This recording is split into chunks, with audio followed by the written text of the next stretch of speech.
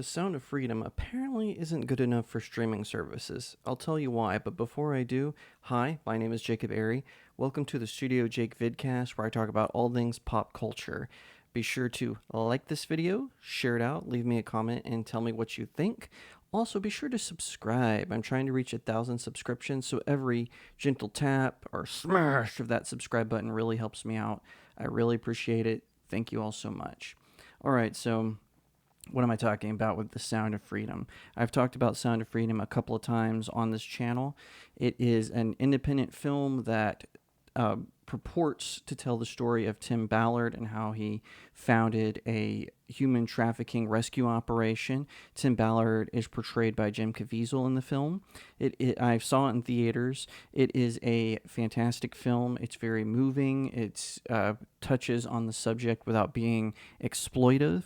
I really appreciated that about the movie. It was financed thanks to a crowdfunding campaign done by Angel Studios. Originally, the movie was supposed to be made by 20th Century Fox, but when Disney purchased it, they actually tried to scuttle the film, but as part of the cost cutting things that Disney is doing, it eventually went to Angel Studios. They sold the rights.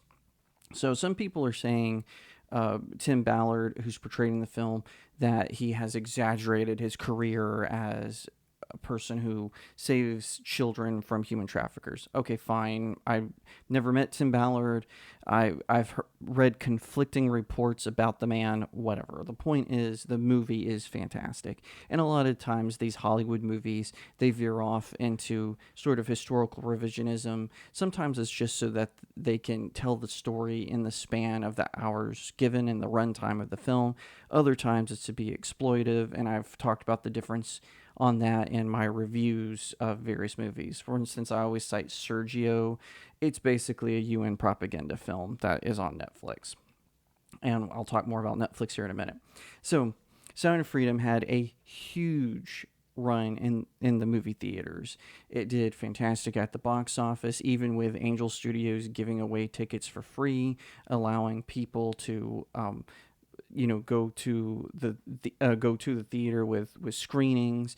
It still did fantastic at the box office, and proportionately, based on its budget, it actually blew away several high-profile films such as Indiana Jones and the Dial of Destiny, which was Disney's big move in after acquiring Lucasfilms, right? So they did Willow, they've done Star Wars, and then they did Indiana Jones and the Dial of Destiny. Now, all that being said, you would think that streaming services, seeing the public interest in the subject matter, as well as how commenting on how good the film is, the fact that it did so well at the box office, you would think streaming services would be banging at the door of Angel Studios to stream it. Well, one of the filmmakers did an interview with Newsweek where he said that places like Amazon, so for their Prime Video streaming services, as well as Netflix, aren't even returning his phone calls. And I just want to say, the height of hypocrisy for these streaming services.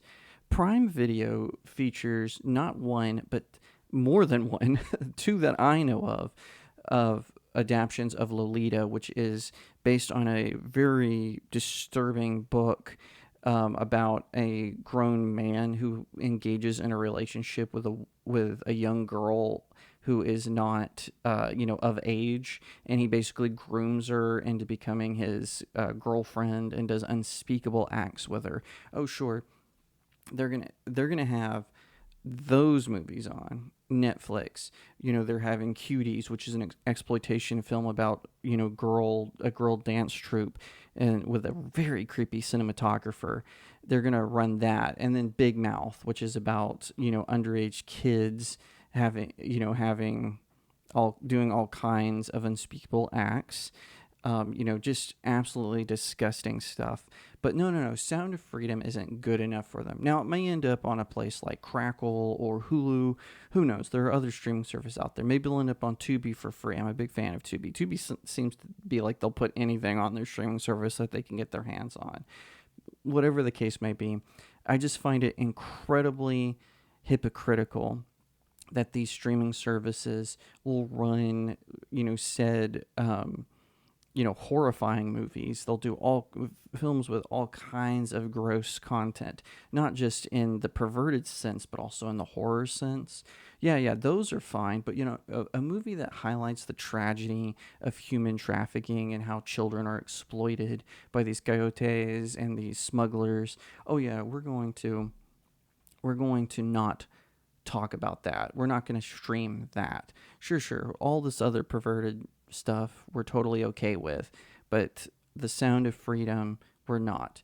Now, I just think that just shows you the state of Hollywood, right? This is the industry that protected Harvey Weinstein. This is the industry that has protected people like Kevin Spacey and Bryan Singer and James Gunn. All three men who've, at least for James Gunn's part, never been accused of doing a crime, but still just incredibly weird and creepy, pervy stuff.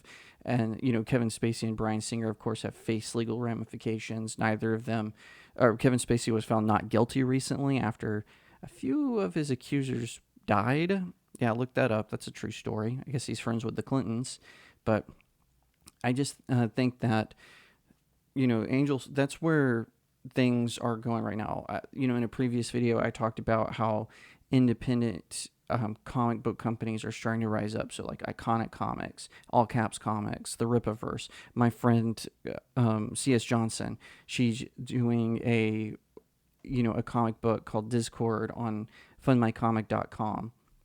I think that independent media is where it's going to be at. I think we're going to see a change with this, especially with the ongoing Hollywood strikes that are happening with the Screen Actors Guild and the Writers Guild of America.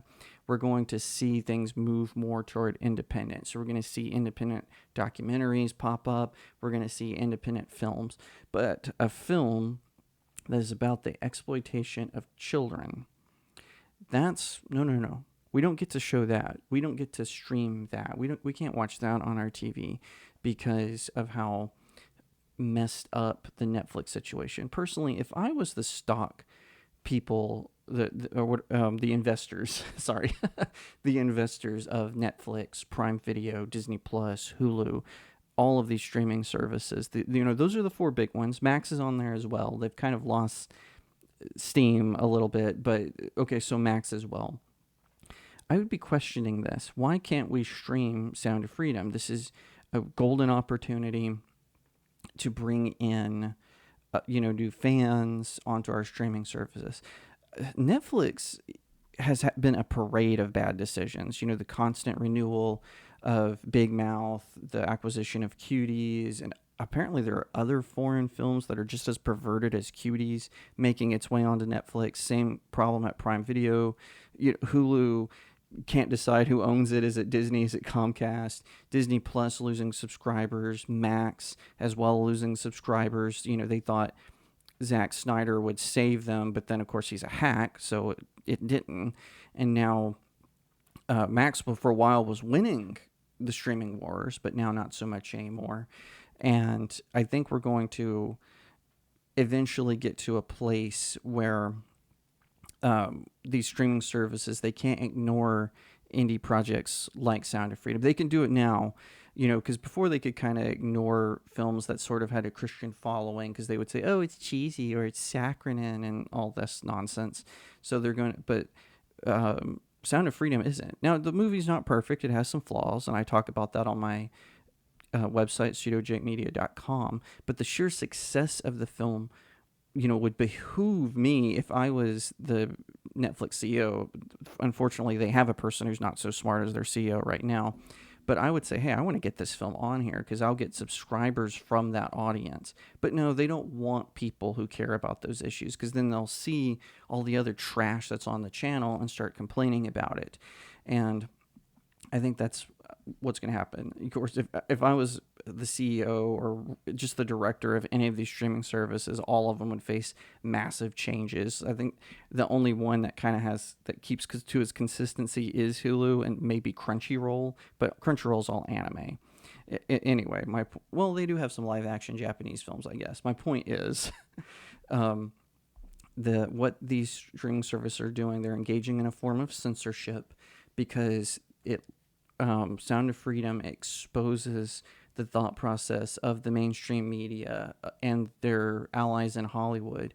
This isn't, they're trying to, they either want to say that the movie is bad, it's not, that human trafficking isn't a problem. I've actually even heard some in the conservative media try to say that it is a problem.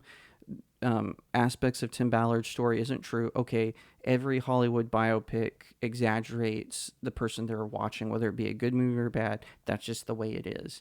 And however you want to look at it, however you want to strain it, this is a bad look for these streaming services. Maybe Sound of Freedom will end up on one of them. I hope that happens. I'll update you if it does. But for now, I just think that it is such hypocrisy from Netflix in particular that they are going to run trash like 365 Days and Cuties in Big Mouth, but they're not going to run a film that highlights a tragedy that's happening in our lives right this second. Thank you so much for watching this video. I hope that you'll give it a thumbs up, that you'll leave me a comment and tell me what you think, that you'll share it out with your friends, and of course, consider subscribing to StudioJake. I cover all kinds of nerd and pop culture topics, including film, television, anime, comic books, and so much more. I hope that you'll also head over to my main website, StudioJakeMedia.com, where I have even more news, views, and commentary. Also, if you'd like to support the channel, head over to my locals page. That's studiojakemedia.locals.com. It's the best way to support me. I'm trying to build a little community there. I have exclusive reviews and articles, so definitely head over there and check it out. And I'll see you next time right here on Studio Jake.